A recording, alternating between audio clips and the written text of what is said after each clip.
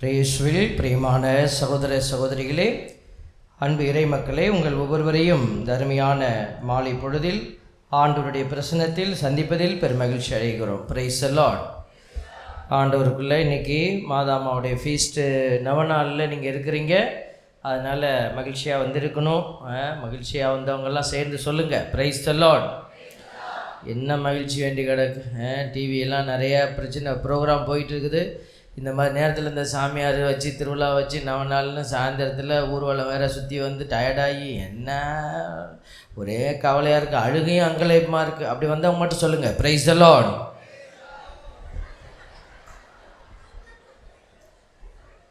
என்ன பண்ணுறதுன்னு தெரியலையே. இப்போ அழுகையும் அங்கலாய்ப்பும் இருக்குன்னா வெளியில் தூக்கி போட வேண்டியது தான். ஆமாம், இல்லை மாற்றிடலாம். ஆண்டவர் மாற்றி தருவார். Price the Lord. ஆண்டவர் மாற்றுவாரா? ஆண்டவர் மாற்றத்துக்கு ரெடியாக இருக்கார். நம்ம மாறுறதுக்கு ரெடியாக இருக்கணும். நான் மாற ரெடியாக இருக்கிறேன் அப்படி சொல்கிறவங்க சொல்லுங்கள், பிரைஸ் தி லார்ட். ஒன்றும் வேணாம், பிரைஸ் தி லார்ட்.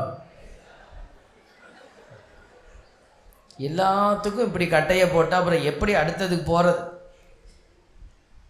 பிள்ளைங்களுக்கு புரியுதா என்னன்னு தெரியல. சில பேர்லாம் முழிக்கிறாங்க. தமிழ் தெரியுமா எல்லாத்துக்கும்? எல்லாம் தமிழ் தான். ஓகே, எல்லாம் என்ன இது போய் இங்கிலீஷ்கார மாதிரியே பார்த்துட்டு இருக்கிறாங்க. பிரதர் வேறு ஆண்டவர் உங்களோடு இருப்பாங்க மறந்துட்டார் பதட்டத்தில். எனக்கு என்ன பயம் வந்துச்சு, நான் போட்ட ஆசீர்வாதத்தில் தான் ஏதோ பிரச்சனை வந்துருச்சோ அப்படின்னு நான் முறை பயந்துட்டேன். ஒரு புது சாமியார் இப்படி தான் பிரசங்கம் வைக்கிறதுக்கு இறங்கினார். இப்போ பங்கு கொடுத்தாங்க. சின்ன சாமியாராக போய் நல்லா ப்ரிப்பேர் பண்ணிவிட்டு வீரசாரமாக பேசணுன்ட்டான்ட்டு நிறைய யாரும் ஐடியா கொடுத்துருப்பாங்க போல இருக்குது. மைக் எடுத்துக்கிட்டு முன்னாடி போய்ட்டா அப்படின்ட்டு அவர் முன்னாடி போயிட்டார். உடனே மக்களுக்கெல்லாம் ஒரே ஆசை, சின்ன சாமியார் எப்படி பேச வந்திருக்காரு அப்படின்னு. ஒரு பாட்டியம்மா பின்னாடி இருந்தது ஓடி வந்து முன்னாடி உட்காந்துக்கிச்சு. சின்ன பிள்ளைகளோட சேர்ந்து உட்காந்திக்கலாம் அப்படின்னு. அப்படியே முன்னாடி அவர் அப்படி ஆரம்பிக்கிறார். இதோ வருகிறேன் அப்படின்னு ஆரம்பித்தார். அடுத்ததான் மறந்துட்டார். சரி, இன்னொரு தடவை சொல்லுவோமேன்ட்டு இதோ வருகிறேன் அப்படின்னாரு. அப்புறம் வரல, அடுத்தது பாயிண்ட் வரல. பேப்பர் வேறு பைபிள் உள்ளக்க மாட்டிக்கிச்சு அங்கிக்குள்ளே. மூணாவது தடவை இதோ வருகிறேன்னாரு. வேர்த்து மயக்கம் வந்துருச்சு. மயக்கம் வந்து கீழே பொதுக்கடிக்கு விழுந்துட்டார். விழுந்தோடனையும் அந்த பாட்டி மேலே தான் விழுந்துட்டார். அப்புறம் தண்ணியெல்லாம் தெளித்து சாமியை எழுப்பி விட்டு முதல்ல அவருக்கு என்ன ஞாபகம் வச்சது, அந்த பாட்டி தான். விழுந்து போது பாட்டியை பார்த்துட்டே விழுவுறாரு. அப்புறம் கண்ணு முழிச்ச உடனேயும் பாட்டி பக்கத்தில் உட்காந்துருந்து, சாரி பாட்டி, மயக்கம் வந்துருச்சு, தெரியாமல் விழுந்துட்டேன். பரவாயில்ல சாமி, நான் தான் கூறு கட்டவன். நான் தான் கூறு கட்டவன். நீ தான் வரேன்னு 3 தடவை சொன்னில்ல அப்படின்னுச்சான். அதனால் இன்றைக்கி நம்ம ஒன்றுமில்லாதவங்களெல்லாம் ஆண்டவர் கூட்டிகிட்டு வந்து நல்ல இறை வார்த்தையை விருந்துக்கு படைக்கிறார். வார்த்தை விருந்து. ஒவ்வொரு ஞாயிற்றுக்கிழமையும் 3 வாசகம் நமக்கு கொடுக்குறாங்க. எதுக்கு? கடவுள் கொடுக்குறார், விருந்து. அப்போ ஆன்மாவுக்கு அது விருந்தாக கொடுக்கப்படுகிறார். அதை ஆசையோடு கேட்குற பிள்ளைகளுக்கு விருந்து. அப்படியே பல்ல கட்சின்னு தின்னா எப்படி இருக்கும்? அது மருந்து. சிலருக்கு மருந்தாக தான் மாறிடுது. அதனால தான் இதை விருந்தாக கொடுக்கணுன்னு நம்ம முயற்சி செய்கிறோம். ஒரு அருமையான தலைப்பை ஆண்டவர் இன்றைக்கி நமக்கு கொடுத்து சிந்திக்க அழைக்கிறார். அன்னை மரியாள், அனைத்து மாந்தருக்கும் தாய் அன்னை மரியாள். இன்றைக்கி இதை கத்தோலிக்க கிறிஸ்தவர்கள் முழுமையாக ஏற்றுக்கொள்கிறோம். மற்றவர்கள் ஏற்றுக்கொள்கிறார்களா? மற்றவர்களும் ஏற்றுக்கொள்கிறவர்களும் உண்டு, ஏற்றுக்கொள்ளாதவர்களும் உண்டு. நம்ம மற்றவர்கள் ஏற்றுக்கொள்ள வேண்டும் அல்லது ஏற்றுக்கொள்ளாதவர்களோட போய் நம்ம நின்றுக்கணும், அந்த கருத்துக்கள் எல்லாம் வேறுபட்டு கிடந்தாலும் திருச்சபையினுடைய படிப்பினை என்ன, அதை தான் நம்ம சிந்திக்கிறோம். தாய் திருச்சபை மரியாளை எப்படிப்பட்ட அடையாளமாய் நமக்கு கொடுக்குது, அதுதான் இன்னைக்கு பாடம். அந்த மாதாமா நம்ம ஏதோ நம்மளாக பார்த்து ஒரு உயர்வு மாதாமாவுக்கு வச்சுக்கிட்டோம், நம்மளாக பார்த்து மாலையை போட்டுக்கிட்டு வேளாங்கண்ணிக்கு போய் மரியே வாழ்க கத்துனா மாதாமாவுக்கு பவர் வந்துருச்சு, அப்படி இல்லை. அவர்கள் கடவுளிடமிருந்து இந்த பெருமையை பெற்றுக்கொண்டார்கள். Price the Lord. எல்லா பெண்களும் என்னை பேருடையால் பேர் பெற்றவள் என்று பெருமைப்படுத்துவார். இது கடவுள் கொடுத்த பெருமை. அதனால தான் இது மனிதர்கள் கொடுக்கிற பெருமையை நம்ம பேசல. திருச்சபை கடவுளுடைய பெருமையை திருச்சபை பறைசாற்றுகிறது. அனைத்துலக மாந்தர்களுடைய தாய் மரியாள் அப்படிங்கிற இந்த தலைப்பு எல்லோரும் இதை உணர்ந்து கொள்ள வேண்டும். நம்முடைய தாய் நமக்காக மட்டுமல்ல, எல்லோருக்காகவும் அவர் தாயாக இருக்கிறார். எப்படி இந்த உயர்வை தாய் பெற்றுக்கொண்டார்கள்? இதில் மாற்றுக்கிறது இல்லை. எப்படி இந்த தாய் இந்த உயர்வை பெற்றுக்கொண்டார்கள்? நம்மை போல பிறந்து நம்மை போல இந்த உலகத்தில் போராடிய ஒரு தாய். அப்போ நமக்கும் ஒரு ஓப்பனிங்கை இந்த மாதாம்மா அன்றைக்கி ஓப்பன் பண்ணி கொடுக்குறாங்க. அப்போ நீங்களும் சும்மா அப்படி ஓரமாக போய் உட்கார்ந்துருந்தீங்கன்னா உனக்கும் ஆண்டவர் கிரேடு கொடுப்பாரா? இல்லை. ஓட்டப்பந்தயத்தில் ஓடுறவனுக்கு தான் பரிசு. சும்மா ஓரமாக நின்றுக்கிட்டு கை தட்டுறவனுக்கு பரிசு கொடுப்பாங்களா? பரிசை காட்டுவாங்க, கொடுக்க மாட்டாங்க. அப்போ நம்ம பரிசு வாங்கணுமா, பரிசை பார்க்கணுமா? பரிசு வாங்க வேண்டிய கட்டாயத்தில் நம்ம எல்லாருமே இருக்கிறோம். அப்போ யாருக்கு அந்த பரிசு? பங்கெடுக்கிறவர்களுக்கு, வெற்றி பெறுகிறவர்களுக்கு. திருவெளிப்பாடு 3:21 அதைத்தான் சொல்லுது. திருவெளிப்பாடு 3வது அதிகாரம் 21 இறைவசனம் அழகாக சொல்லுது. இயேசுசாமி சொல்றாரு, நான் வெற்றி பெற்று என் தந்தையின் அரியணையில் வீற்றிருப்பது போல. பார்த்தீங்களா? நான் வெற்றி பெற்று சும்மா போய் இயேசு போய் நான் யார் தெரியுமா, நான் கடவுள்கிட்டேருந்து வந்த மகன், இந்த வேலையெல்லாம் ரெண்டு வச்சுக்காத, எனக்கு ஓரமாக பாதையை விடுப்போ அப்படின்னு ஒரு ஓரமாக போயிடல. அவர் எந்த பாதையில் போகணுமோ போய் வெற்றி பெற்று தந்தையின் அரியணையில் உட்கார்ந்துருக்கிறாரு. அதே போல வெற்றி பெறும் எல்லாருக்குமே கடவுள் சொல்றார் பாரு, வெற்றி பெறும் அனைவருக்குமே என்னோடு என் அரியணையில் வீற்றிருக்கும். அவருடைய அரியணையை ஷேர் பண்றார். Price the Lord. அப்போ நம்ம இயேசு கிறிஸ்துவாய் மாறக்கூடிய அந்த நிலையில இருக்கிறோம், மாறக்கூடிய அழைப்பை பெற்றிருக்கிறோம். இதைத்தான் மரியாளை இன்னைக்கு அனைத்துலகத்தினுடைய தாய், எல்லா மாந்தர்களுக்கும் அவர்தான் தாய் என்று நம்ம பெருமையா முன்வைக்கிற இந்த தலைப்பு நமக்கு கொடுக்கிற அழைப்பு என்னன்னா, அன்னை மரியாள் இவ்வளோ பெருமைக்குரிய தாயாக எப்படி மாறினாங்க? அவர்கள் வெற்றி பெற்றார்கள், ஆகவே கடவுள் அந்த உயர்வை கொடுத்தாரு. அப்போ நானும் என்ன செய்யணும்? வெற்றி பெறணும். இந்த தாயினுடைய அழைப்பு, இந்த தாயினுடைய ஒரு உதாரணம் இதுதான். அதனால தான் இன்னைக்கு இந்த தலைப்பை நமக்கு ஃபாதர் கொடுத்துருக்குறாங்க. இதை சிந்திக்கணும். இது திருச்சபையினுடைய தலைப்பு, ஏதோ மனிதர்கள் சிந்திக்கிற தலைப்பு அல்ல. இது ஒரு உயரிய இறையியல் பின்னணியில் ஆழமாக வைத்திருக்கிற ஒரு தலைப்பு. அன்னை மரியாள் கடவுளுக்கே தாய். பாருங்களேன், இந்த விழாவை நீங்கள் எப்போ கொண்டாடுறீங்க? செப்டம்பர் 8ஆம் தேதியா? கடவுளின் தாய் அன்னை மரியாள் கடவுளின் தாய்ங்கிற விழாவை என்னைக்கு கொண்டாடுறோம்? என்னம்மா கொண்டு விடுவீங்களா? அதான் இப்படி இருந்தாங்களா? நமக்கு பயமாக இருக்குது. 1ஆம் தேதி, ஜனவரி 1ஆம் தேதி இரவு நம்ம நியூ இயர் கொண்டாட போகல. நம்ம நியூ இயர் கொண்டாடுறது 2வது தான், புத்தாண்டு. ஆனால் நம்ம கொண்டாடுற லிட்டர்ஜிக்கல் விழா என்ன விழா? அன்னை மரியாள் கடவுளுடைய தாய். ஏன் அந்த விழாவை கொண்டாடுறாங்க? ஒரு பிரச்சனை வந்துச்சு. நெஸ்டோரியன் அப்படிங்கிற ஒரு ஆயர் என்ன பண்ணார், அவங்கள கடவுளின் தாய்ன்னு சொல்லக்கூடாது, இயேசுவின் தாய்ன்னு சொல்லிக்கோ. இயேசு மனுஷனாக இருந்தார், அந்த மனிதனான இயேசுவுக்கு அவங்க தான் தாய். கடவுளின் தாய்ன்னு சொல்கிறது தப்பு அப்படின்னு சொல்லி எல்லாம் அந்த மண்டைக்குள்ளே தான் பிரச்சனையே. அவர் ஒரு புதுசாக கிளப்பி விட்டுட்டார். அப்போ பெரிய பிரச்சனை ஆயிடுச்சு.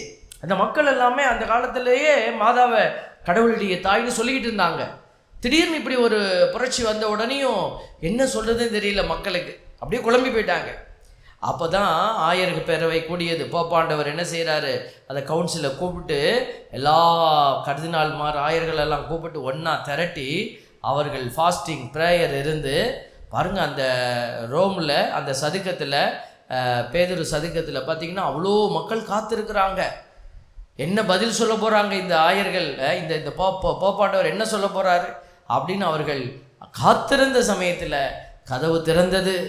எல்லோரும் அப்படியே வெக்கி போய் பார்க்குறாங்க. இவங்க பதில் என்ன சொல்ல போகிறாங்க? கடவுளின் தாயின்னு சொல்ல போகிறாங்களா, இல்லை அப்படி சொல்லப்படாதுன்னு சொல்ல போகிறாங்களா அப்படின்னு ஒரு வேதனையோடு அந்த சமூகம் காத்திருந்தது. தாயினுடைய அந்த அன்பில் உறைந்த சமூகம், உறைஞ்சு போய் கிடந்தது. அந்த அறிவிப்பாளர் கர்தினால் வந்து நின்று எல்லோருக்கும் சொன்னார், தாய் திரு அவை இன்று பிரகடனப்படுத்தி அறிக்கை செய்கிறது, தாய் இயேசுவின் தாய் மட்டுமல்ல, அவர் கடவுளின் தாய் என்று அறிக்கை செய்யப்படுகிறார். பிரைஸ் தி லார்ட், ஹல்லேலூயா. எப்போ கடவுளின் தாய் என்கிற பெருமையை இந்த திருச்சபை அன்னை மரியாளுக்கு பகிரங்கமாக கொடுத்ததோ அப்போவே கீழே இந்த அடிக்கோடு அப்படியே வந்துருச்சு. அவர் கடவுளுக்கு மட்டும் தாய் அல்ல, இந்த கடவுளை யாரெல்லாம் ஏற்றுக்கொண்டு இருக்கிறார்களோ அவர்களுக்கும் இவர் தாயாக மாறி நிற்கிறார். பிரைஸ் தி லார்ட், ஹல்லேலூயா. அதனால தான் நம்ம கடவுளை போற்றி புகழ்கிறோம். கடவுளை எதுக்கு போற்றி புகழ்கிறோம்? இந்த மனுக்குலத்திற்கு எது தேவை என்பதை அறிந்து செயலாற்றுகிறவர் ஆண்டவர். அதனால தான் கடவுளை நல்லவர் என்று சொல்கிறோம். Price the Lord. நம் இயேசு நல்லவர். நம் இயேசு நல்லவரா இல்லையா? அவர் வந்ததுனால தானே மாதாம்மா கிடைச்சாங்க, அப்படி தானே? என்ன செமினேரியன்ஸ்லாம் தலையாட்டுறதுக்கு பர்மிஷன் வாங்குவீங்களா? அப்படி தானே? அப்படி தான்.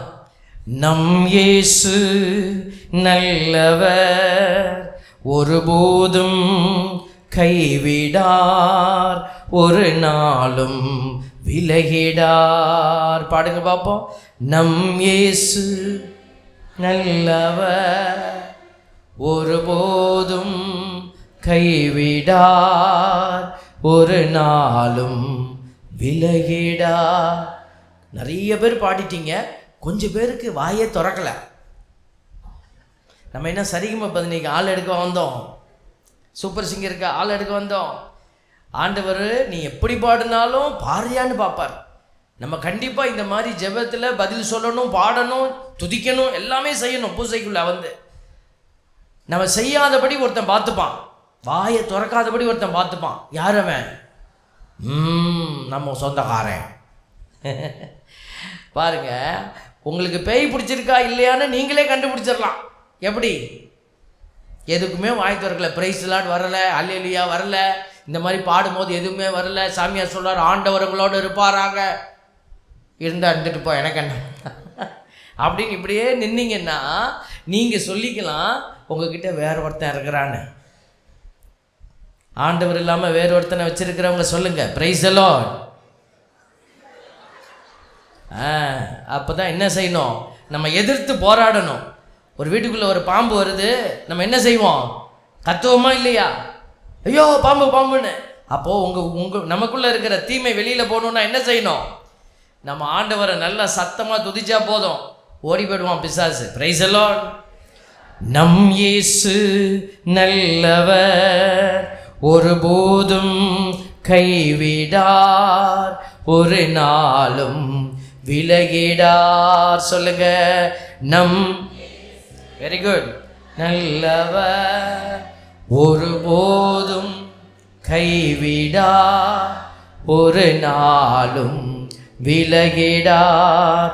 ஒன்று சேர்ந்து நாம் துதிப்போம், சாத்தானை மீதிப்போம், தேசத்தை சுதந்தரிப்போம். சொல்லுங்க, ஒன்று சேர்ந்து நாம்.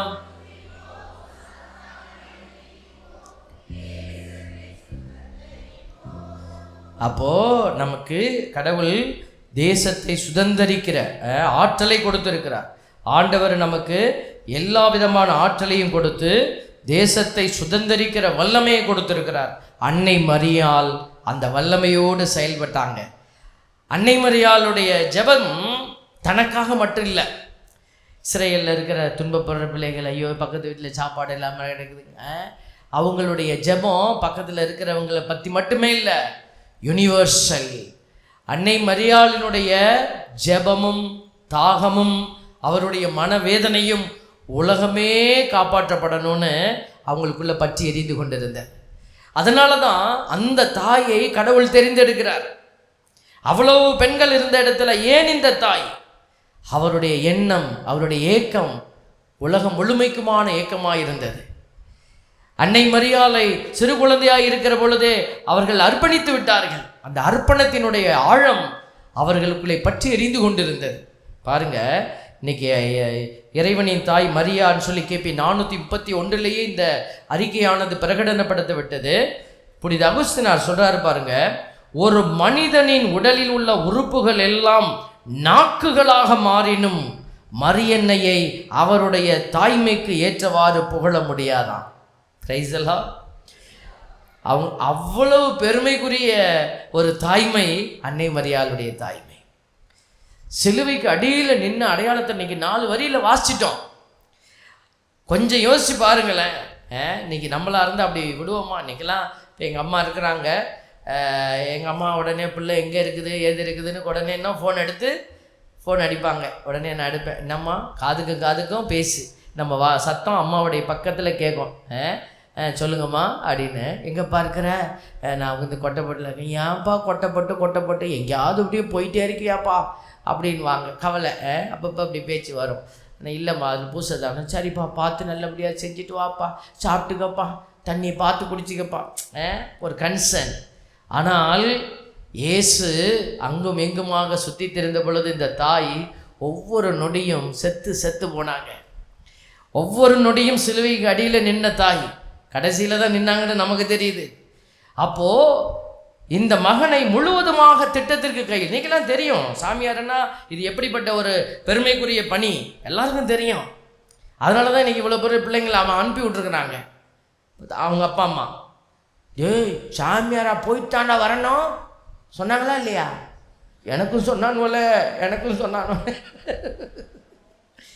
நான் ஒரு கிராமத்துக்கு போயிருந்தோம். அப்போ நாங்கள் பிரதர்ஸாக இருக்கும்போது அந்த களப்பணி, அப்போது அந்த ஊரில் எல்லாம் ஹிந்துஸ், அவங்க வீட்டில் தான் தங்கி பணி செஞ்சோம். ரொம்ப அன்பான மக்கள், எளிய மக்கள். எல்லாம் முடிச்சுட்டு நாங்கள் ப்ரோக்ராம் கொடுத்துக்கிட்டு இருந்தோம். அவங்களுக்கு கடைசி நாள் டான்ஸு பாட்டு கொடுத்துட்டு கிளம்ப போகிறோம். அப்போது ஒரு பிரதர் தெரியாமல் சொல்லிட்டார் பக்கத்தில் இருந்த பாட்டிக்கிட்ட, பாட்டி எங்களுக்கெல்லாம் கல்யாணம் பண்ணவே மாட்டாங்க அப்படின்ட்டார். அது படார்னு என் பக்கம் திரும்பி, யாராசா உண்மையாவா அப்படின்னுச்சு. நானும் கொஞ்சம் எஃபெக்டோட, ஆமாம் பாட்டி கல்யாணமே கிடையாது அப்படின்னு சொல்லிவிட்டேன். ஃபீல் பண்ணுற மாதிரி சும்மா விளையாட்டுக்கு சொன்னால் அந்த பாட்டி ரொம்ப ஃபீல் பண்ணி, யாராசா அழுவுற, நீ அழுவாதா ராசா, நீ மட்டும் ஊன்னு சொல்லு, இந்த ஊர்லேயே ஒரு குட்டியை பார்த்து கட்டி வைக்கிறேன்னுச்சு, பொட்டியை தூக்குடா அப்படின்னு. பாருங்க, இன்னைக்கு இந்த குருத்துவ அழைப்பெல்லாம் ரெகக்னைஸ்டு பாடி. இயேசு இருந்த பொழுது அப்படி ஒரு ரெகக்னிஷனை நம்மளால் பார்க்க முடியல. இந்த மாதிரி ஒரு ஆத்தரைஸ்டு ஃபார்மை பார்க்க முடியாது. அவராக போனார். என்ன நடக்கும் இந்த மகனுக்கு? அப்போ அன்னை மரியாள் எந்த உணர்வில் இந்த மகனை அனுப்புனாங்க? தந்தை கொடுத்த திட்டம், தரணி முழுவதற்குமான ஒரு அடையாளமாக உன் மகன் நிற்க போகிறார். அப்போ அந்த மகனுக்கு பின்னாடி மரியாள் ஒரு நேரம் சிலுவைக்கு அடியில் மட்டுமல்ல, மகனை பெற்றெடுத்த எல்லா நேரத்திலும் அன்னை மரியாள் அந்த திட்டத்திற்காகவே நின்னாங்க. அதனால தான் இந்த தாயை நம்ம என்ன செய்கிறோம்? இந்த தரணியின் தாய்ன்னு சொல்கிறோம். உலக மாந்தர் அனைவருக்கும் தாய். அதனால தான் இன்றைக்கி வேளாங்கண்ணிக்கு எல்லா மக்களும் போகிறாங்க. யாராவது நம்ம கூப்பிட்றோமா? மற்றவங்களுக்கு கூட அப்படி யாரும் வரதில்லை. ஆனால் அன்னை மரியாளுக்கு சகாய மாதா கோயிலில் கூட பார்க்குறோம், எல்லா மதத்தை சார்ந்தவங்களும் உள்ளே வந்து ஜெபம் பண்ணிவிட்டு அன்னை மரியாள்கிட்ட பேசிட்டு அவங்க நிறைய ஆசீர்வாதங்களை வாங்கிட்டு போகிறாங்க. தாய் மரியாள் அற்புதங்களை நிறைய செஞ்சுட்டு இருக்கிறாங்க, நிறைய செய்கிறாங்க. சில வருடங்களுக்கு முன்பாக ஒரு அற்புதத்தை ஒரு தாய் சொன்னாங்க. அவர்கள் கிறிஸ்தவர் அல்லாதவர்களாக இருந்தாங்க. அப்போது கிறிஸ்தவர் அல்ல. அவர்களுக்கு ஒரு பெரிய அற்புதம் நடந்தது. 3 பிள்ளைகள், கணவன் இறந்துட்டார். 3 பிள்ளைகளை கையில் வச்சுக்கிட்டு அந்த தாய் போராடுற நேரம் திடீர்னு ஒரு பையனுக்கு என்ன ஆயிடுச்சு? லங்ஸில் பிரச்சனை. டாக்டர்கிட்ட கொண்டுட்டு போய் ரத்த வாந்தி எடுக்குது பிள்ளை. கொண்டுட்டு போய் காட்டினா லங்ஸில் பெரிய பிரச்சனை இருக்குது, சீக்கிரம் சென்னைக்கு கொண்டுட்டு போ. கையில் காசு இல்லை. இந்த தாய் அப்பப்போ திருப்பி அதே டாக்டர்கிட்ட போய் வலி மாத்திரை கொடு டாக்டர், வலி மாத்திரை குடியேன் டாக்டர் அப்படின்னு சொல்லி வலி மாத்திரையை வாங்கி போட்டு அந்த பையனை அப்படியே மேக்கப் பண்ணுறாங்க. 2 தடவை 3 தடவை 4 தடவை. இந்த டாக்டர் சொல்லிட்டார், இனிமேல் இங்கே வரக்கூடாது நீ, ஏன்னா நான் கொடுக்குற மாத்திரை தின்னு செத்து போயிட்டான்னா நான் கொண்டு விட்டேன்னு சொல்லிடுவாங்க, நீ கொண்டுட்டு போயிட்டு பெரிய டாக்டர்கிட்ட போய் காட்டுங்க போங்க அப்படின்னு சொல்லிட்டார். நம்மளால் போக முடியலையா சொன்னாங்க. நேரடியான சாட்சியாக சொன்னாங்க. எனக்கு என்ன செய்யறதுன்னு தெரியல, என் பிள்ளை கதறதை நான் பார்ப்பேனா, அழுவுறதை பார்ப்பேனா, வலியை பார்ப்பேனா, அது ரத்த வாந்தி எடுக்கிறத பார்ப்பேனா, காசு இல்லாத ஒரு வேதனையை உணர்வேனா, என்ன செய்கிற, சோத்துக்கே வழி இல்லை, எங்கே நான் சென்னைக்கு கூட்டிகிட்டு போகிறது. அப்போ பக்கத்தில் ஒரு கிறிஸ்தவங்க வீடு, அவங்ககிட்ட போய் நான் அழுது புலம்புனேன். எனக்கு இப்படி இருக்கே, என் கண்ணுக்கு முன்னாடி என் பிள்ளை சாவுதே அப்படின்னு சொல்லி நான் வேதனையில் புலம்பினேம்மா. அப்போ சொன்னாங்க அந்த கிறிஸ்தவங்க, எங்களாலேயும் உங்களுக்கு பெரிய உதவி செய்ய முடியாது, நம்மளை மாதிரி ஏழைங்களுக்கு ஒரு அம்மா இருக்கிறாங்க, தாய் நம்மளுடைய இயேசுவோட அம்மா மாதாம்மா இருக்கிறாங்க, நீங்கள் அவங்ககிட்ட போய் கேளுங்க, கண்டிப்பாக அற்புதம் செய்வாங்க அப்படின்னு சொன்னாங்க. நான் போய் பக்கத்தில் இருக்கிற கோயிலில் இந்தம்மா ஆரோக்கியமாக தான் சுருவம் இருந்தது, நான் போய் மடி பிச்சேன். மடியை பிச்சுக்கிட்டு மடியை தூக்கி காட்டி என் பிள்ளைய என்கிட்ட கொடுத்துருங்க மாதாவே அப்படின்னு நான் கெஞ்சி மண்டாடினேன், அழுது மண்டாடினேன் அப்படின்னு சொன்னாங்க. திருப்பி ஒரு நாள் என் பிள்ளை அழுதான், வலிக்குது, உடனே டாக்டர்கிட்ட அதே டாக்டர்கிட்ட கூட்டிகிட்டு போனேன். அந்த கம்பவுண்டர் உள்ளேயே விடலை, வெளியில் உட்காரு, நீ உன்னை பார்த்தா டாக்டர் டென்ஷன் ஆகிடுவார். வெளியில் உட்காந்துருக்குறேன், என் பிள்ளை அப்படியே தோண்டு கிடக்கிறான். டாக்டர் ஒரே ஒரு தடவை பாருங்கள் டாக்டர் அப்படின்னு கெஞ்சிக்கிட்டு இருந்தது அந்த அம்மா. பாருங்கள், ஒரு கைம்பெண். திடீர்னு அந்த அம்மா சொல்கிறாங்க, நான் அப்படியே உட்காந்துதான் ஃபாதர், திடீர்னு என்னோட அந்த மருத்துவமனைக்குள்ளே ஒருத்தர் வந்தார், நல்லா உயரமாக இருந்தார், தாடி வச்சுருந்தார், வெள்ளை வேஷ்டி வெள்ளை சட்டை, ஆள் ரொம்ப பிரகாசமாக இருந்தார். இப்படி உள்ளே வந்தார், எனக்கு யாருன்னு தெரில, என்னையை பார்த்து ஒரு சிரிப்பு சிரித்தார். டாக்டர்கிட்ட போய் உள்ளே போனார். இந்த ஒரு தடவை இந்த பையனுக்கு வைத்தியம் பாருங்கள், அதுக்கப்புறம் வரமாட்டான் அப்படின்னு சொன்னார். சொல்லிவிட்டு அவர் வெளியில் வரல. நான் நினச்சேன் உள்ளுக்குள்ளே டாக்டருக்கு தெரிஞ்சவர் போல இருக்குன்னு நான் நினச்சேன். டாக்டர் உடனே சரி அந்த பையனை வர சொல்லு. டாக்டர் வந்து பழைய மாதிரி இந்த செக்கப்லாம் பண்ணி பார்க்குறாரு, எல்லாம் சரியாக இருக்குது, ஏதோ ஊத சொல்கிறாரு, எல்லாம் சரியாக ஊதுது. டாக்டருக்கு ஒரு மாதிரி ஆயிடுச்சு. டாக்டர் போய் உட்காந்துக்கிட்டார் சேரில். அவர் மணி அடிக்கிறாரு, அவங்க ஒய்ஃப் மேலேருந்து உடையாந்து தண்ணியெல்லாம் கொடுக்குறாங்க அவருக்கு. அவர் கொஞ்சம் நேரம் கழிச்சு என்னையை கூப்பிட்டாரு, எந்த டாக்டர்கிட்ட கூட்டிகிட்டு போனேன் அவன் பிள்ளைய அப்படின்னார். நான் சொன்னேன், எங்கே டாக்டர் கூட்டிகிட்டு போகிறது, ஒன்றையை விட்டால் வேறு யார் இருக்கா எனக்கு கதி அப்படின்னு. 10 ரூபா வாங்கிக்கிட்டு மாத்திரை கொடுக்குற டாக்டர் நீங்கள் மட்டும்தானே, எங்கேயுமே போகல டாக்டர். அப்போ தான் அந்த டாக்டர் சொன்னாங்க, உன் பிள்ளை எல்லா விதத்திலும் சரியாக இருக்கிறான், அவனுக்கு எல்லாம் சரியாய் தெரிகிறது, எதுவுமே தப்பாக தெரியல, அன்னைக்கு பார்த்த தம்பி பிள்ளை இதுவே இல்லை அப்படின்னு சொல்லி டாக்டரே என்னை ஆச்சரியப்படுத்திட்டார். பிள்ளைகிட்ட வலிக்குதான்னு கேட்டால் வலி இல்லைன்ட்டான், நல்லா இருக்கிறேன் அப்படின்ட்டான். அப்போ தான் அவர் கேட்டார், இப்போ வந்துட்டு ஒருத்தர் போனாரே அவர் யாருன்னு கேட்டார். நான் வெளியில் இருந்து பார்த்தேன், உள்ளே போனவர் வெளியில் வரவே இல்லை. உள்ளே இருந்தவர் கேட்குறாரு, வந்துட்டு ஒருத்தர் போனாரே அவர் யாருன்னு கேட்டார். சரி எனக்கு தெரியாது டாக்டர் அப்படின்னு. அப்போ தான் டாக்டர் சொன்னார், உன் வாழ்க்கையில் ஏதோ சம்திங் ஹேஸ் ஹேப்பன், ஏதோ நடந்திருக்கிறது, உன் பிள்ளை பூரணமாய் சுகமாகிவிட்டான். Price the Lord. அவர்கள் பெரிய பிள்ளைகளாக வளர்ந்து அவர்கள் திருமணமாகி நல்லா இருக்கிறாங்க. சாட்சியம், அன்னை மரியாள் யாருன்னுலாம் பார்க்கறதில்ல. தன் பிள்ளைகள் மன்றாடுகிற பொழுது, தன் பிள்ளைகள் கண்ணீரோடு நிற்கிற பொழுது அவர் தாயாக நின்று அந்த குடும்பத்திற்கு என்ன செய்யணுமோ அதை செய்வார்கள். என் அன்பு பிள்ளைகளே, இதுதான் நம்மளுடைய தாயினுடைய அரவணைப்பு. 2ஆம் வத்திக்கான் சங்கம் சொல்லுது பாருங்க, ஆராதனை கடவுளுக்கு மட்டும்தான், மற்ற வணக்கங்கள் புனிதர்களுக்கு. இவ் அடிப்படையில் மரியா கிறிஸ்துவின் தாயும் இறைவனின் தாயுமாக இருப்பதால் அவருக்கு சிறப்பான வணக்கம் திருச்சபையில் செலுத்தப்படுகிறது. கடவுளாக நம்ம மாதாவை வைக்கவே இல்லை. நிறைய பேர் கடவுள்னு சொல்லி நம்மளை குற்றப்படுத்துகிறாங்க. நம்ம வழிபாடு நடத்துகிறோம். இல்லை, திருவழிபாடு 3:21 நீ முழுசாக படித்து பாருங்க. வெற்றி பெறும் எல்லோருக்குமே என்னுடைய அரியணையில் வீற்றிருக்க உரிமை அளிப்பேன்.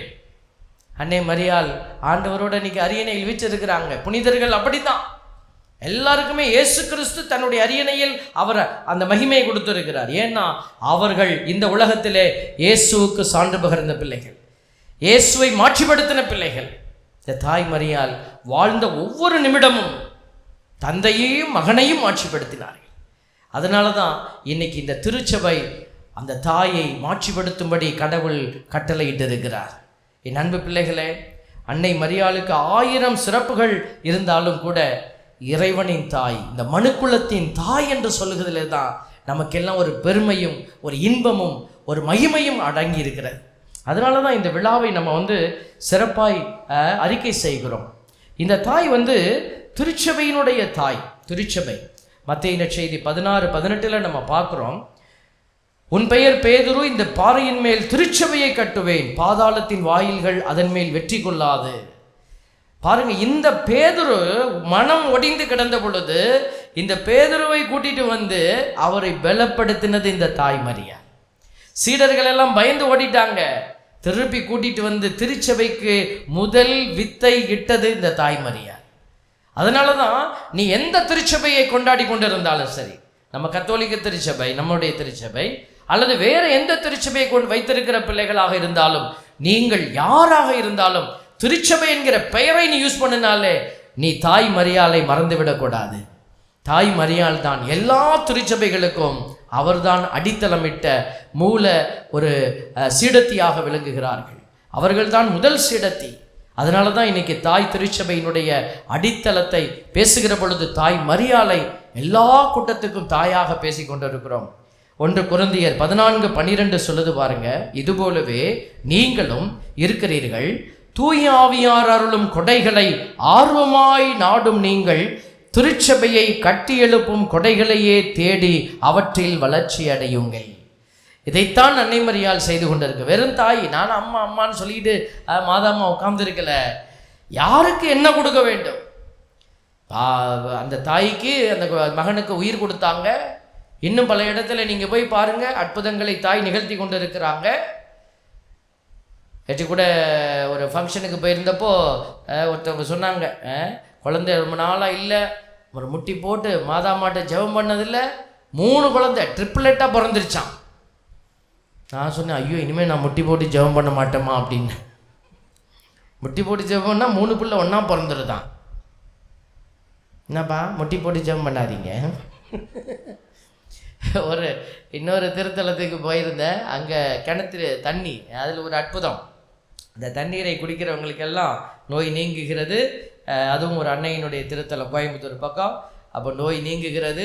இது மாதிரி கர்ப்பம் படிக்காதவங்க கர்ப்பம் தரித்து குழந்தை பெறுறாங்க அப்படின்னு அங்கே நின்றுக்கிட்டு இருந்த கேணிக்கு பக்கத்தில் அந்த தீர்த்தத்தை எடுத்து கொடுத்துக்கிட்டு இருந்த சகோதரர் என்னிடத்துல சொன்னார், இந்த தீர்த்தத்துக்கு நல்ல வல்லமை இருக்குது ஃபாதர் அப்படின்னு எல்லாம் சொல்லிவிட்டு, ஃபாதர் நானும் ரொம்ப சரி, ரொம்ப அப்படியா, very good very good, God bless, ரொம்ப நன்றிங்க இதெல்லாம் சொன்னீங்க அப்படின்னு சொல்லிட்டு இப்படி போனேன். ஃபாதர் கொஞ்சம் குடிச்சிட்டு போங்கண்டார்.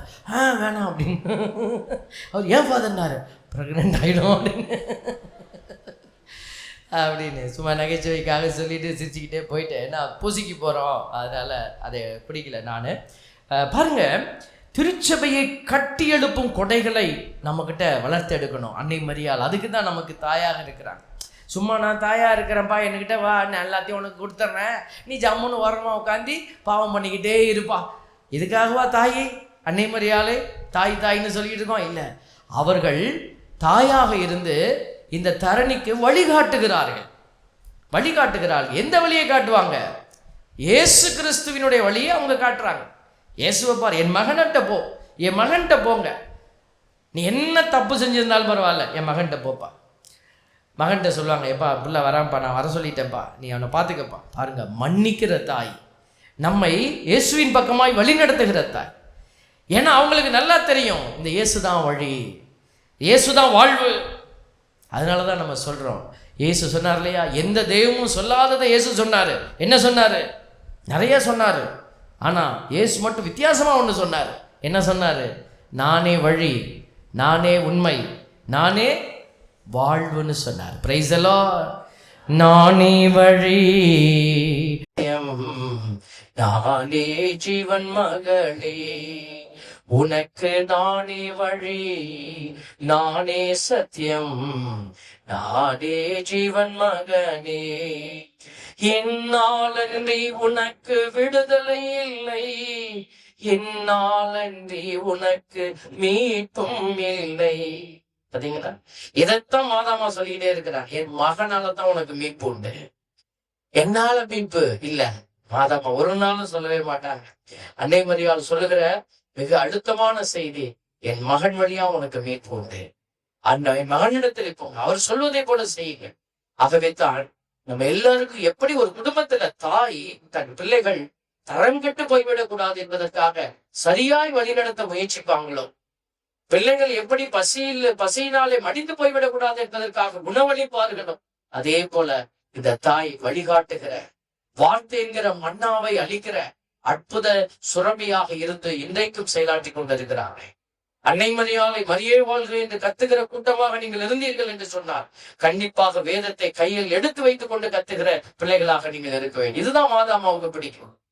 அன்னை இயேசு ஆண்டவர் பேசினதெல்லாம் பாருங்களேன். இயேசு ஆண்டவர் பேசின இடத்துல எல்லாம் பாருங்க, பழைய ஏற்பாட்டிலிருந்து கோட் பண்ணி தான் பேசுவார். சிலுவையில 7 வார்த்தை பேசினாருங்க. எல்லாமே பைபிள்ல இருந்து பேசினார்.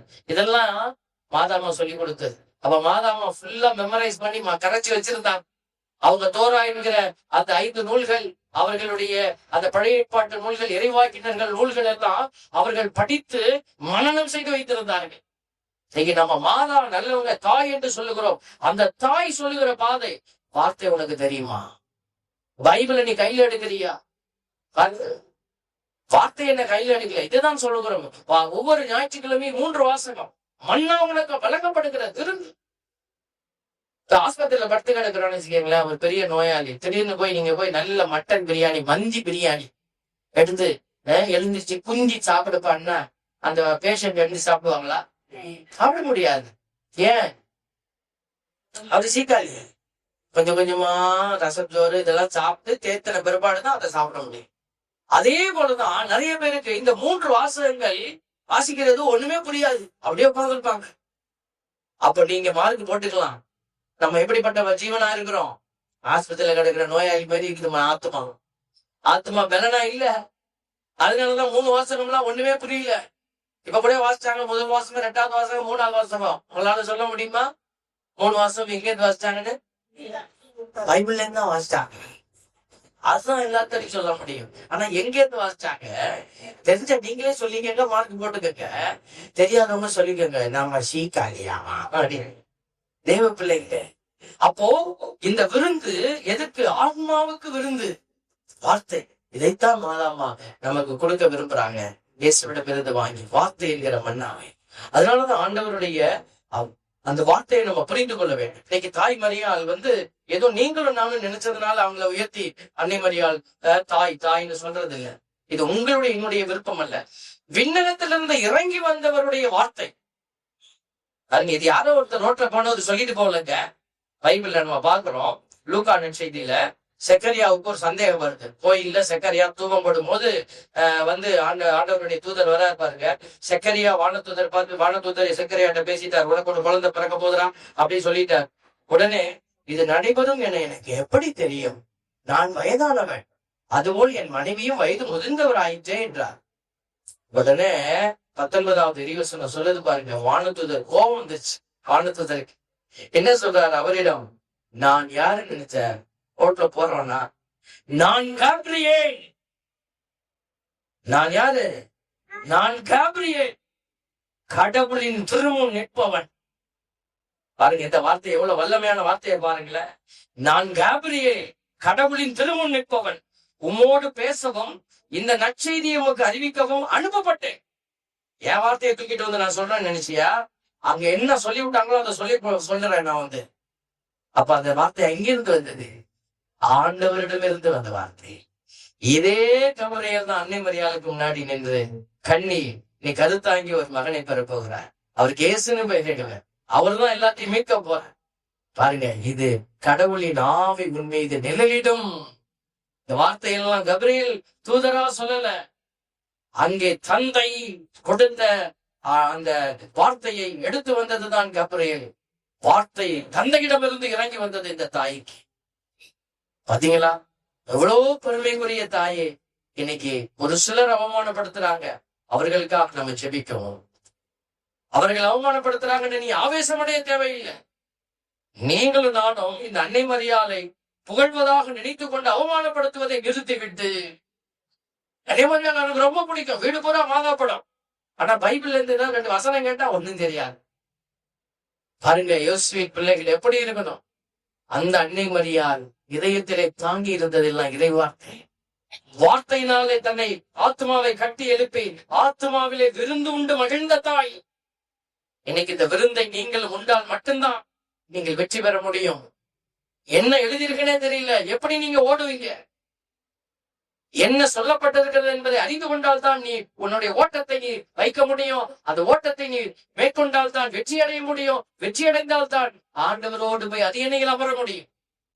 ஆகவே தான் ஆண்டவர் இந்த தாய்மை பேர் என்கிற அபிஷேகமான கொடையை இந்த தாய்க்கு கொடுத்து இன்றைக்கும் அவர் தாயாக விளங்கும்படி நமக்கு அடையாளமாக வைத்திருக்கிறார். இந்த தாய் வெறுமனே தாய் அல்ல. நம்ம வீட்டுல இருக்கிற அம்மாவெல்லாம் இன்னைக்கு அப்பாவெல்லாம் என்ன செய்யறோம்? பிள்ளைகளுக்கு சோறு போடுறோம், அவ்வளவுதான். ஆனால் அன்னை மரியாள் வெறும் உணவளிக்கிற தாய் அல்ல, ஆத்மாவுக்கு வெளிச்சம் காட்டுகிற தாய். அதனாலதான் இன்னைக்கு அனைத்துலகத்தினுடைய தாய், அனைத்து மாந்தர்களுக்கும் இவர் தாய் என்று சொல்லுகிறோம்.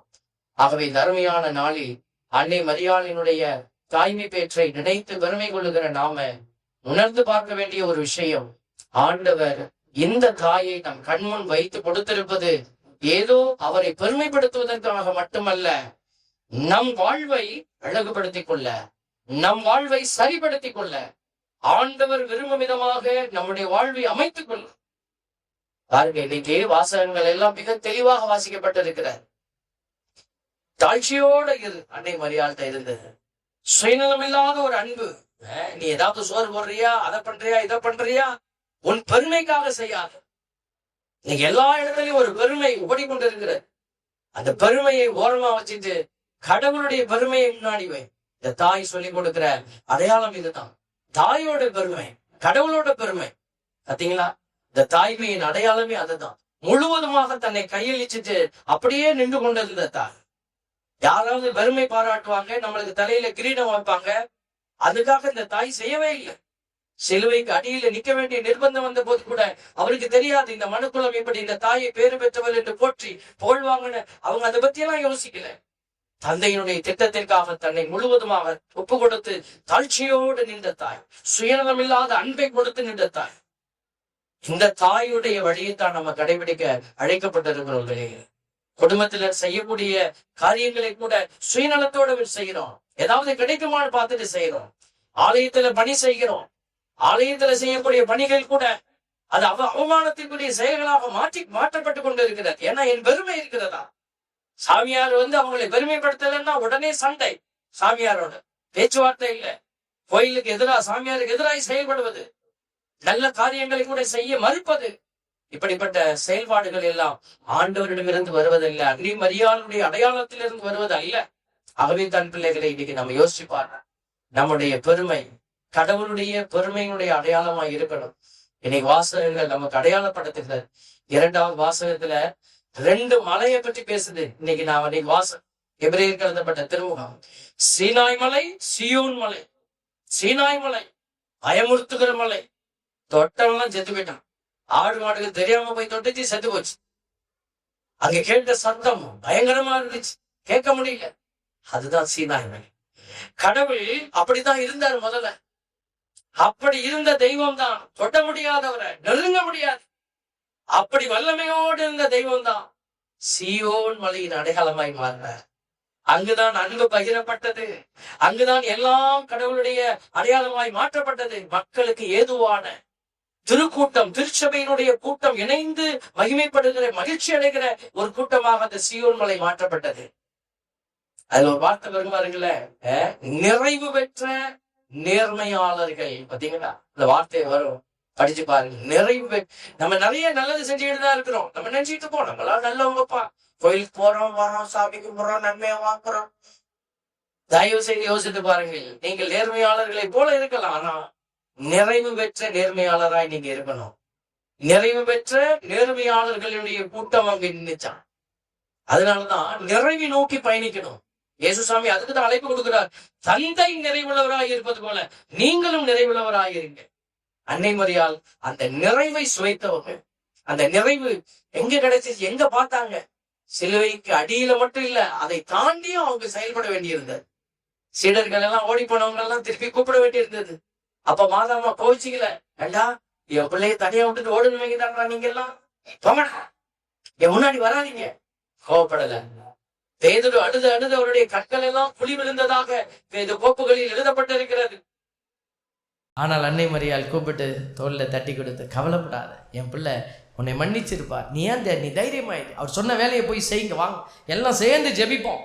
கூடி எல்லா சீடர்களையும் ஒரு சேர கூட்டி கரம் உயர்த்தி ஜெபித்து, நாம ஜெபிக்க வெட்கப்படுறோமே, ஆனால் அன்னை மரியாள் கரங்களை உயர்த்தி சீடர்களோடும் பெண்களோடும் எல்லோரும் இணைந்து ஜெபித்த பொழுது தூயாவி அக்கினி அபிஷேக பிரவாகம் எடுத்தார் அந்த இடத்துல. நம்மளாம் இன்னும் அந்த அபிஷேக ஆசீர்வாதத்துக்குள்ள போகவே முடியல. ஆண்டவர் இயேசு நிக்கோதேமு கிட்ட சொன்னாரு, நீ மறுபடி பிறக்கணும். எப்படி பிறக்கணும்? ஆவியிலும் நீராலும் ஆவியாலும் பிறக்கணும். திருமலுக்கு வாங்கிட்டோம், ஆனால் அந்த திருமுழுக்கினுடைய பவர் நம்மக்கிட்ட வெளிப்படுறதில்லை. நம்ம தான் அப்படியே அடங்கி போய் நிற்கிறோம். அன்னை மரியாள் அடங்கி போன தாய் அல்ல, தீமைக்கு எதிராக எழுந்து நின்று போராடின தாய். எப்படி? ஜெபித்து போராடின தாய். இன்னைக்கு சீயோன் மலையை சார்ந்த பிள்ளைகளாக நீங்கள் இருந்தீர்கள் என்று சொன்னால் ஆண்டவருக்கு சான்று பகருகிற சாட்சிகளாக நம்ம மாறணும். இதுதான் இந்த தாயினுடைய ஆவல். நீங்கள் பிள்ளைகளை படிக்க வைக்கிறீங்களே, தாய்மார்கள் தந்தையர்கள், பிள்ளை படிச்சுட்டு வீட்டுக்குள்ளே போய் ஒளிஞ்சிக்கிட்டாங்கன்னா விட்டுடுவீங்களா? படிக்க வச்சுருக்கீங்க, 1 வருஷம் 2 வருஷம் ஃபீஸ் கட்டி படிக்க வச்சுருக்கிறீங்க, நீ படிச்சுட்டியாப்பா, சரிப்பா பரீட்சைக்கெல்லாம் போக வேண்டாம், விட்டுடுவீங்களா? ஒரு அம்மாவுக்கு ரொம்ப சந்தேகம், இது என்ன பரலோக மந்திரத்தில் இப்படி போட்டிருக்கு, எங்களை சோதனைக்கு உட்படுத்தாதேயும், தப்பாக எழுதிட்டாங்க, நாசமாக போவாங்க. என்கிட்ட சொல்லு, நீ எல்லாம் ஊரெல்லாம் போய் பிரசங்கம் வைக்கிற, போய் பிஷப்புங்கிட்ட சொல்லுங்க பாதர் நீங்கள். நான் சொன்னால் கேட்டுருவாங்களாமா? நான் சொன்னேன், எதுக்கு சொல்லணும்னு கேட்டேன். நீ புரிஞ்சுக்கோ, அது எப்படி கடவுள் உட்படுத்துவார். உனக்கு மண்டையில் புரியல, எனக்கும் புரியல, உட்காந்து ஜெபம் பண்ணால் எல்லாமே புரியும். ஏசுசாமியை பாலைவனத்துக்கு தூய ஆவி கூட்டிகிட்டு போனாரா இல்லையா? எதுக்கு கூட்டிகிட்டு போனார்? ரொம்ப டயர்டாக இருப்பப்பா, வாப்பா அங்கே போய் நான் உங்கள் பணியாரம் சுட்டு தரப்பா. ஆண்டவர் பணியாரம் சுட்டு தர கூட்டிகிட்டு போனாரா? நீ தனியாக இந்த இவங்களோடலாம் இந்த பாருங்கள், இந்த இப்போ சீடர் பயிரெல்லாம் உனக்கு கொடுக்காம தின்னு போடுறாங்க, நீ வா, நான் உனக்கு நல்லா ஆப்பா சுட்டி தரவா. ஆண்டவர் இயேசுவை பாலைவனத்துக்கு தூய ஆவியால் ஆட்கொள்ளப்பட்டு தூய ஆவி கூட்டிகிட்டு போகிறாரு பாலைவனத்துக்கு. எதுக்கு? சோதனைக்கு உட்படுத்தப்பட. சோதனைக்கு. இதுதான் எக்ஸாமினேஷன். பிள்ளைகளை படிக்க வச்சுக்கிட்டு வீட்டுக்குள்ளே உட்கார வச்சுப்பியா? இல்லை, அப்படி தானே? என்ன எல்லாம் முழிக்கிறீங்க? பிள்ளை பரீட்சைக்கு போகலைன்னா விட்டுருவீங்களா? குச்சி எடுத்து வெளுத்து போடா, படிக்க பணம் கட்டி இருக்குது, பரீட்சைக்கு போக மாட்டானா? ஆண்டவர் சோதனைக்கு உட்படுத்துறது சரியான செயல். ஏன் தெரியுமா? நீ போய் ஜெயிக்கணும் அந்த இடத்துல. அன்னை மரியாள் அப்படிப்பட்ட தாயா இருக்கிறாங்க. நம்மளெல்லாம் சோதனைக்கு அவங்க அனுப்புகிறாங்க, போ உள்ளே போ, நீ ஜெயிச்சுட்டு வா, நான் அவங்க கூட இருக்கிறேன். அவங்க உனக்காக போராட மாட்டாங்க, உனக்காக பரிந்து பேசுவாங்க. என் பிள்ளைகள் ஒரு நன்மை செய்கிற பொழுது போராட்டம், நன்மை செய்கிற பொழுது ஒரு பாவம், நன்மை செய்கிற பொழுது ஒரு விதமான உலகியல் சார்ந்த ஒரு வாழ்க்கை முறை மாற வாய்ப்பு இருக்குது எல்லாத்துக்கும். அன்னை மரியாள் அந்த நேரத்தில் உங்களுக்காக பரிந்து பேசி உங்களுக்கு பலத்தை வாங்கி கொடுத்து உங்களை வெற்றி பெற செய்வாங்க. உட்படுத்தாதையும் ஆண்டவர் உட்படுத்துகிறாரு, நீங்கள் அதுக்கு உட்பட வேண்டும். என் அன்பு பிள்ளைகளே, இதுக்குத்தான் நம்ம அழைக்கப்பட்ட சீயோன் மலை, சாட்சியத்தின் மலை. இந்த மலையில் தான் அன்பு உறவு, இந்த மலையில் தான் ஒரு எல்லாரும் ஒன்று கூடி ஆண்டவரை தொழுது கொள்கிற ஒரு அற்புத உறவு. இந்த ஆசீர்வாத கிருபைக்கு தான் ஆண்டவர் நம்மளை பெயர் சொல்லி அழைச்சிக்கிட்டே இருக்கிறார். பிள்ளைகளே, இதோ நீங்கள் உணர்ந்து கொள்ள வேண்டிய பல விஷயங்களுக்குள்ளாக இந்த விஷயமும் அடங்கி இருக்கிறது என்பதை நீங்கள் புரிந்து கொள்ள வேண்டும். அன்புக்குரிய பிள்ளைகளே, இந்த ஒரு அழைப்பை முன்வைத்து தான் திருச்சபை இந்த தாயை நமக்கு கண்முன் வைத்திருக்கிறார். தாய்க்கு போய் மாதாமாவுக்கு போய் மாலையை போடுறது, மெழுகுதிரி கொளுத்துறது, இதெல்லாம் உங்களுடைய பக்தி முயற்சியுடைய அடையாளமாக இருக்கலாம். ஆனால் எதை செய்ய வேண்டுமோ அதை செய்யாமல் நான் மாதாவினுடைய பக்தர் என்று சொல்லிக்கொள்வது மாதாவுக்கு மகிமை அல்ல, அது அவர்களுக்கு இழுக்கு. யாராவது ஒரு குடிகாரன் உங்ககிட்ட நான் மாதா பக்தன் அப்படி சொன்ன, உங்களை இந்த சாரை எனக்கு ரொம்ப பிடிக்கும், சாரு சொல்கிறபடி தான் நான் நடப்பேன்னு சொன்னால் அவங்களுக்கு எப்படி இருக்கும்? ஏன்டா மானத்தை வாங்குகிற குடிகாரன் பல போடா சொல்லுவீங்களா இல்லையா? சண்முக வடிவேல்னு ஒரு ஐயா நகைச்சுவையெல்லாம் இதில் கொடுத்துக்கிட்டு இருப்பாங்க. அவர்கள் ஒரு நகைச்சுவை சொன்னார். அவர் ஆசிரியராக பணி செய்கிறார், ஓய்வு பெற்றவங்க. அவங்க ஒரு நகைச்சுவையை பகிர்ந்து கொண்டாங்க. பஸ் ஸ்டாண்டில் நிற்கும் போது 2 பேருக்கு சண்டை. ஒருத்தன் கெட்ட வார்த்தையாக பேசுகிறான், குடி வேறு, இவன் திட்டிகிட்டே இருக்கிறார். இவர் இருக்குப்பா பிடிச்சிக்கிட்டு பாரு என்ன சண்டை போட்டுட்ருக்கிறான் அப்படின்னு பக்கத்தில் இருந்து இவரும் கோவப்பட்டுக்கிட்டு இருந்தாராம்மா. திடீர்னு சண்டை முடிஞ்சு போய் அவன் இவரை பார்த்துட்டு ஐயா வணக்கம் ஐயா அப்படின்னு வந்தானா. எல்லோரும் இவரையும் சேர்ந்து பார்த்தாங்க. ஐயா உங்ககிட்ட தான் நான் படித்தேன் அப்படின்னானா. அவர் சொல்கிறார், தரசிலப்பாயா இவன் அந்த நேரத்தில் இதை சொல்லுவான் அப்படின்னு. சில நேரம் மாணவர்கள் நெகட்டிவ் என்ட்ரி கொடுத்துட்றாங்கன்றதுக்காக அது சொன்னார். அப்போ பாருங்கள், நல்லவர்களுடைய சாட்சியம் தானே பெயர் பெற்றது, நமக்கு மகிழ்ச்சியை கொடுக்கும். நம்ம பிள்ளைகளே நல்ல பிள்ளைகளாக இருந்தால் தான் என் பிள்ளைன்னு சொல்லிப்பீங்க. அதே மாதிரி தான் நாமளும் கடவுளுக்கு சான்று பகருகிற பிள்ளைகளாக நின்று நம்ம என்ன செய்யணும்? மாதாமாவுக்கு சான்று பகரணும். மாதாமாவை நான் பக்தன், மாதாவின் பக்தன்னு சொன்னோம்னா மாதாமாவுக்கு சந்தோஷமாக இருக்கும். மாதாமா என் தாய் அப்படி சொன்னால் அவங்களுக்கு பிரியமாக இருக்கும். நம்ம பண்ணுறதெல்லாம் ஒழுசத்தனத்தை பண்ணிவிட்டு நம்ம ஒரு போர்வை, ஒரு ரிலீஜியஸ் கார்மெண்ட்டை நம்ம மேலே போட்டுக்கிட்டு ஒரு ஆன்மீக போர்வையை போத்திக்கிட்டு நம்ம உள்ளுக்குள்ளே வேற என்னமோ இருந்துட்டு மாதாமா என்னுடைய தாய்ன்னு சொன்னால் பார்க்கிறவர்கள் என்ன செய்வார்கள்? அன்னை மரியாளுக்கு அவமானம் இல்லையா? அதனால தான் ஆண்டவர் சொல்கிறார், என் தாய்க்கு நீங்கள் அவமானத்தை கொடுக்காதீங்க, அவர்கள் உனக்கு தாயாக கொடுக்கப்பட்டிருக்கிறார்கள். நீ என்ன பாவம் பண்ணாலும் அவங்க உன்னை மன்னிப்பாங்க. ஆனால் அந்த தாய் உனக்கு அடையாளப்படுத்துகிற அந்த அடையாளத்தை நீ உள்ளத்திலே தாங்கி பயணித்து வா. ஆண்டவர் அதுக்கு தான் இன்றைக்கி இந்த திருவிழாவை கொடுத்துருக்கிறாரு. இந்த திருவிழாவில் இந்த சிறப்பான தலைப்பை கொடுத்துருக்கிறாரு.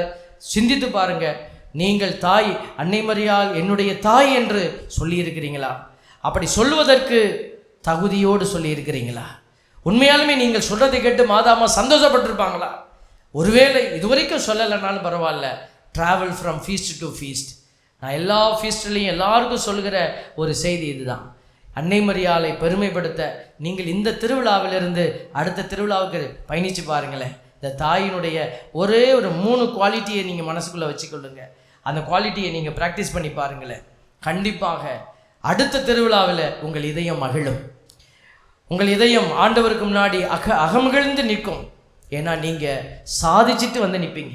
திரும்பி பார்க்குற பொழுது போன வருஷம் இந்த திருவிழாவில் இந்த அறிவு கட்ட ஆல்பர்ட் இப்படி சொன்னார், நான் கேட்டேன். ஒத்துக்கிறவங்க சொல்லுங்கள், பிரைஸ் எல்லாம். நான் அறிவு கட்டவன் இவ்வளோ பேர் ஒத்துக்கிறாங்க, பரவாயில்ல. எனக்கு அறிவு கட்டவனாக இருந்தாலும் பரவாயில்ல. நீங்கள் அறிவுள்ள பிள்ளையாக மாறணும். தேவ பிள்ளைகளை, நீங்கள் அப்படிப்பட்ட travel from feast to feast. நீங்கள் அடுத்த ஃபீஸ்ட்டுக்கு வந்து நிற்கும் போது ஒரு அர்த்தமுள்ள ஒரு விழாவை கொண்டா. இப்போ யோசிச்சு பாருங்கள், போன ஃபீஸ்ட்டுக்கு ஏதாவது முடிவு எடுத்தீங்களா? எடுத்திருந்தீங்கன்னா ஓகே, ஒன்றுமே இல்லைன்னா அப்போ வெறுமையாய் பயணிச்சிருக்கிறீங்க. ஒரு டார்கெட் இல்லை. அன்னை மரியாள் இலக்கோடு பயணித்தவர்கள், தாய் இலக்கோடு பயணித்தவர்கள், தாய்மை என்கிற அந்த அடையாளத்தை தனக்கே உரித்தான விதத்தில் வெளிப்படுத்தினவர்கள். இயேசுசாமியை இழந்த பிறகும் தன்னுடைய வாழ்க்கை முடங்கி போனது என்று சொல்லி கதவுகளை மூடிக்கொண்டு அழுது கொண்டிருந்தவர் அல்ல தாய். கதவை திறந்து வைத்து எல்லோரையும் வரவேற்று திருச்சபை என்கிற புதிய அத்தியாயத்தை துவங்கி வைத்தவர் தாய். இன்னைக்கு இந்த திருச்சபை உங்களால் ஒரு படி உயர்ந்து இருக்கிறதா? அல்லது நீங்கள் நிற்கிற இடம் விண்ணரசினுடைய அடையாளமாக இருக்கிறதா? சிந்தித்து பாருங்க, செயல்பட முனைவோம். எல்லாம் எழுந்திரிச்சு நிற்போமா? எல்லாம் எழுந்திரிச்சு நிற்போம். ஆண்டவரிடத்தில் கண்களை மூடி ஒரு சிறிய ஜெபத்தை ஏறெடுப்போமா? அன்னை மரியாளை எங்களுக்கு தாயாக கொடுத்தீங்கப்பா, நன்றி தகப்பனே. இதோ இந்த அருமையான நாளில் இந்த தாய் அனைத்துலகத்திற்கும் தாயாக இருக்கிறார். அவர்களுடைய தாய்மை பேற்றை நான் அறிந்து இந்த தாய்க்கு சான்று பகரக்கூடிய பெலனை எனக்கு தாங்க. எல்லா கரங்களை கும்பிட்டு கண்களை மூடுவோமா? எல்லாரும் கண்களை மூடி கரங்களை கும்பிட்டு ஒரு விசை ஆண்டவரிடத்தில் மன்றாடுங்க. ஒரு விசை கேளுங்க, ஆண்டவரே பரிசுத்த ஆவியானவரே என்னை நிரப்புங்கப்பான்னு கேளுங்க. அன்றைக்கு தாய் மரியாளை நிரப்பின தூய் ஆவியானவரே என்னை நிரப்புமையா. இதோ இந்த திருவிழா வெறுமையாய் போய்விடக்கூடாது தகப்பனே. என் அன்னை மரியாளுக்கு நான் உண்மையுள்ள பிள்ளையாய் மாறணும். என்னிடத்தில் இருக்கிற பொய்மை மாறணும், என்னிடத்தில் இருக்கிற வெறுமை மாறணும். மாறவே ஆசைப்படுகிறேன் ஆண்டவரே. கண்களை மூடி எல்லா பிள்ளைகளும் கேட்போமா? வாரும் ஆவியானவரை, பரிசுத்த வல்லமையின் ஆவியானவரை என்னை நிரப்புங்கப்பான்னு கேளுங்க. வாரும் விரைந்து வாரும் ஆவியே என் ஆற்றலே நீர் வா, தூய்மையாக்கி என்னை நிரப்ப வா, உயிரே வா, உணர்வே வா, உயிரே வா, ஒளியே வா.